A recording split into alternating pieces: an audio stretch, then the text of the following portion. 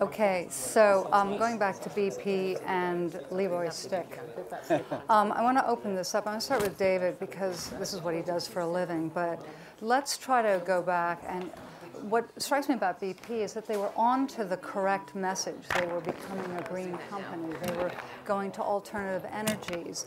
And this mile down gusher hits, and they are so behind message. At so many levels. I'll give you a small example. So I won't talk about Leroy Stick, but as of this morning, he was getting to 150,000 followers. I mean, and BP was at about 14,000. I mean, and they're great. They're great. My personal favorite is the Stick posts a message saying something like, "Good news, mermaids are real. Bad news, they're extinct." This is a whimsical thing, and they're bitter and they're funny and what have you.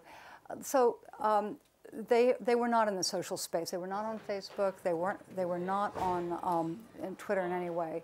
They got to it, and they've been hijacked. Let's start with the CEO or whoever, this is what the report says. It begins with the CEO. You're trying to give a personality and a character to a company, be it big, be it small. BP seemed to be moving in that direction. We're green, we're hip, we have it together. And yet, this is now unfurling on day 51. If you had been their media advisor, let's talk specifically about moving into social spaces, and all you ambassadors who live on these spaces, jump in, please. But you go first. I mean, I think that their fundamental problem is actually that they didn't obey what is, the number one rule today of social media and the number one rule of business, which is be transparent, be authentic, and also be fast. But this would have been a massive issue anyway. Right. I think what has made it worse is that they did go out there over a decade ago and start, they changed their logo to a flower, and they were probably the finest example of nice washing or greenwashing that you can actually find. And they overclaimed, and they massively overclaimed. I think part of the backlash in social media is driven by, A, the fact that their CEO himself was not necessarily saying the right things, because some of the comments he came out with, if you said, what is the worst possible response to this question, he gave a number of them. Yep. But B, they set themselves up for the fall. And I kind of talked at the start of the day about the different ages of social responsible business. And there was the initial age where people just cared about image. And they said, okay, if we do this and tell people, if we tell people this is what we are and we're a green and a nice company and we change our logo to a flower, they're going to say, oh, great. And I think the reality is, you need to be genuine. And if you are not, and if you are dealing in an industry where it's really complex, I mean, this is not an easy thing. No, it's not. Because, our dependence on oil in the world is unbelievable, and there's not an easy solution there. But you don't, therefore, need to start pretending that you are one of the greenest companies on the planet. And I think that's where their problem started.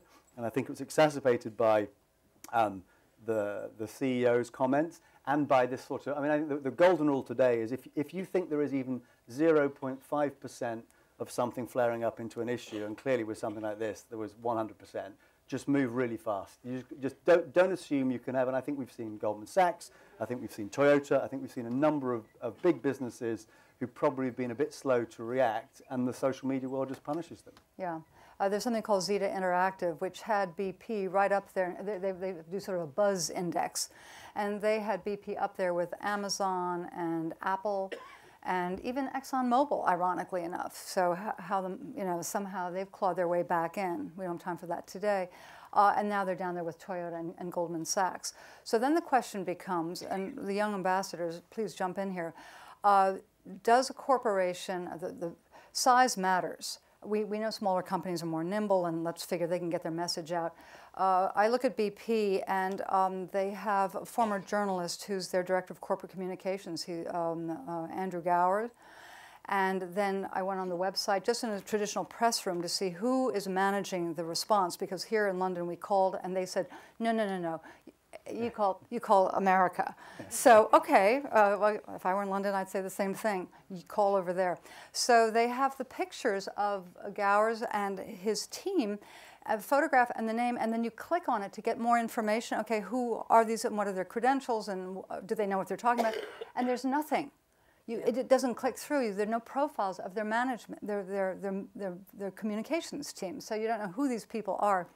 It's unbelievable. They've hired a woman who worked, however briefly, for Dick Cheney. That is not a good thing. And today's news is that they've hired another woman who is hated. Does the name Hillary Rosen, the Recording Industry Association of America, the RIAA, this is the group that shut down Napster, that went after college kids for illegally downloading. Yes.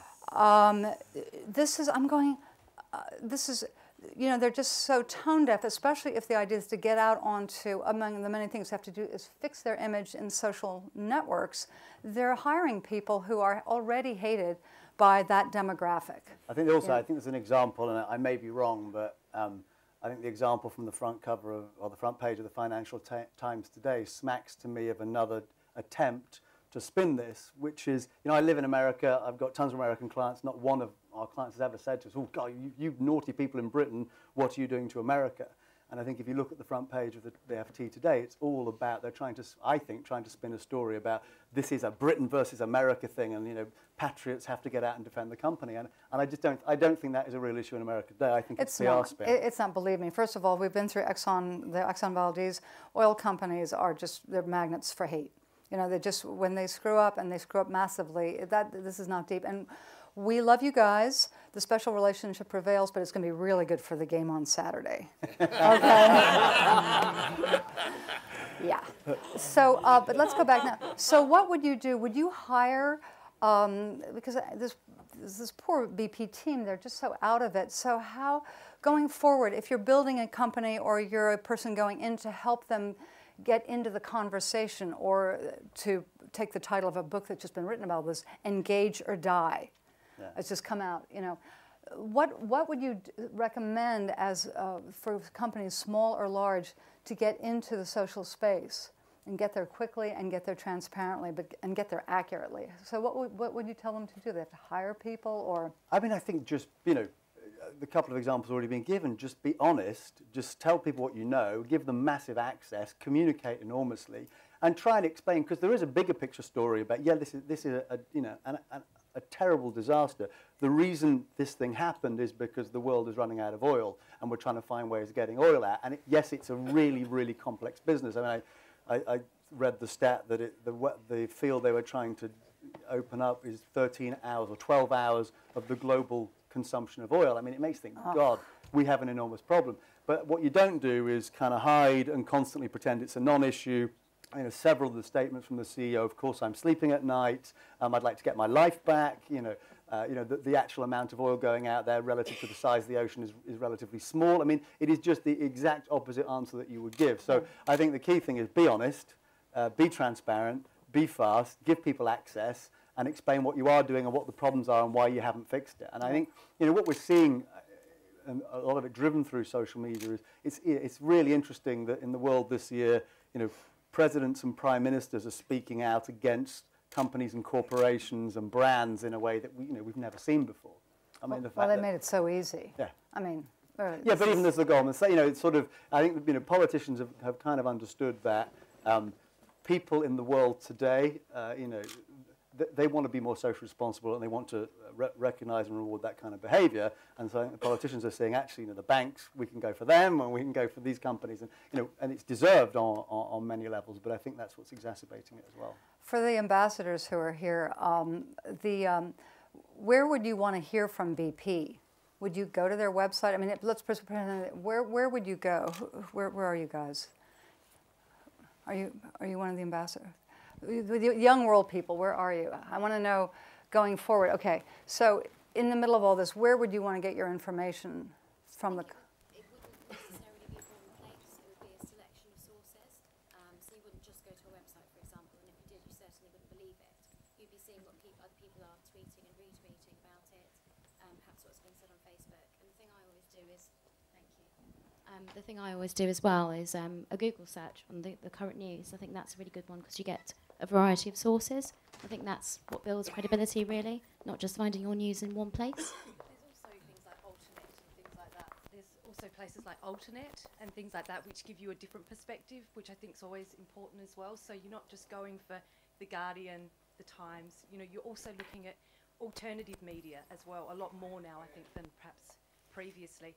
And also things around, I mean, we're talking about this being a green and branding sort of issue, but there's things like the fact they didn't have insurance and that there was a cap on the amount they needed to pay back, and you know, and the risk. Where's the questions around, well, why wasn't there risk analysis done on this prior to this going in? So, you know, I think from a young person's perspective, this is not just a one issue. It's a complex group of issues that needs to be looked at as in a complex way. The other thing I think I might do is ignore any story that's any more than about 10 hours old, because I would immediately think it was, you know, completely out of date. That's something that I personally would do. I don't know how others feel about that also. You're absolutely right. Yeah. Would, there was something in New York this week called the Mashable Media Summit, and the 23-year-old founder of collegehumor.com gave sort of the 10 rubrics of social media. And one of the things he said was, companies do not need to build community. That is to say that, and I just want to bounce that off of you, that is to say if Burt's Bees built this groovy website, or BP, and its next, when it stumbles out of this, builds a really cool would you ever go to, no matter how, or Innocent Smoothies, would you go to a company website, or you're too busy and you don't care? No, I think you would. It depends on how you define building a community. What companies often don't tend to realise is a number of people fall into that community without them realising it. Thank you. Did you catch that? Do I need to repeat it? Yeah, just back up 2 sentences. It depends on how you define community, because there's probably a great number of people who are within the community of your company, but you as the company don't realise they are. Does that kind of make sense? So there's a lot of people following the news about you, you know, even outside of your own investor community, and that's the kind of people who actually imagine what your brand is and define your brand to their friends and onwards. So, but you're talking about the company in your own conversations. I mean, would any person under 30 in this room, would anybody go to a company website for any reason other than to buy something? I mean, to get into a conversation with the company. Hi. Hi. My name is Amina Bryant. I am one of the ambassadors. I work at EMI Records, and I work in the brand kind of business, so I work in brand partnerships. And when I talk to brands, a lot of the time they're like, okay, social network, let's build a Facebook page and let's try to get everyone to be part of this community that we're setting up for our brand. And it just doesn't work because people don't, it's too closed in, and that's what works about Twitter and Facebook. It's about, you know, the majority, and we're all kind of, we talk about big global businesses, we're all kind of globalized citizens now, and we want to speak to everyone and we want to be on everything.